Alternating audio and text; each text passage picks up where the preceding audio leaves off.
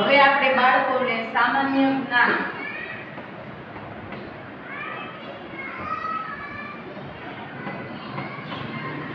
સામાન્ય વસ્તુ શીખવાડવાની છે। સામાન્ય જ્ઞાનની વસ્તુ આપણે શીખવાડવાની છે।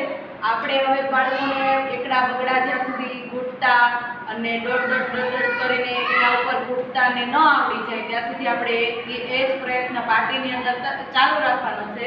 અને સાથે સાથે આપણે એને અમુક વસ્તુ સામાન્ય જ્ઞાનની કહેવાની છે। જેમ કે એને રોજ બતાવવાના છે કે આ તારા હાથ, તો આ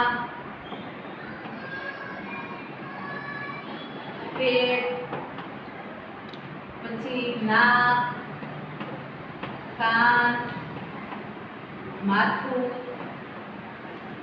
વાળ, કપાળ,